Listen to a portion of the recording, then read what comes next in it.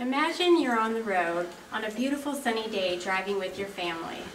You are just trying to take advantage of what the day may bring, and everyone is having a great time talking and laughing. Suddenly, your family's attention is diverted for a moment as you watch a car speed by with a young driver, passengers, and blaring music.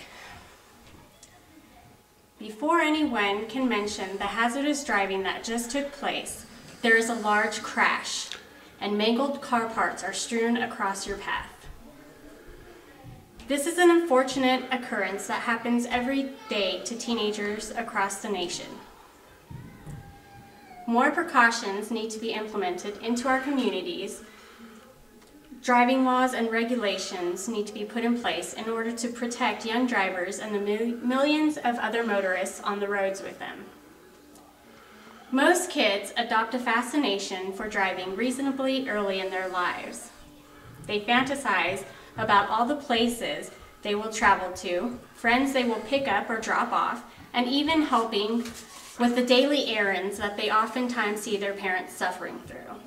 However, I feel the need for a teenager to drive to get to a part-time job or to do tasks like grocery shopping and pick up younger siblings to help out their parents may be asking too much. Everyone will venture down the street in his or her lifetime, whether as a pedestrian, as a passenger, or as a driver, and we need to make sure that it is going to be the safest journey possible. I recently lost an 18-year-old cousin in an auto accident. She was very bright and had a lot going for her in life. She was loved by family and lots of friends. She was majoring in psychology at her college, and she was a great person all around. She was late one day and in a hurry to get home. She was doing well over the speed limit and wasn't able to properly negotiate a curve in the road. Although I live thousands of miles away, I could feel the heartache that her loss has caused my family. Excuse me. There needs to be more restrictions on the younger drivers by raising laws to obtain a license to 17, including programs to educate the novice driver on safe driving techniques. There are too many lives lost each day because teenagers aren't supervised well enough before they are allowed to journey on their own. We need to provide a safer driving learning environment for teenagers and other citizens on the road. The risk of motor vehicle crashes is higher among 16 to 19-year-olds other than that of any other age group. According to the Rocky Mountain Insurance Information Association, 12.9% of drivers aged 15 to 20 were involved in fatal car crashes in 2006. We need to decrease the amount of distractions for the teenager.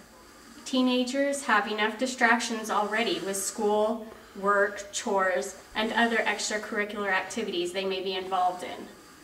There should be no cell phone usage while operating a vehicle. This should apply to everyone, adults included. No passengers in the vehicle during the first year of driving, except family members and only under the supervision of a competent adult. Teenagers need to be disciplined with harsher penalties for not wearing their seatbelts. Each state has its own driving laws and minimum age for driving with a permit or license. Some states, like South Dakota, allow teenagers to drive unsupervised when they are 13 years and 3 months old. Read it, 2008.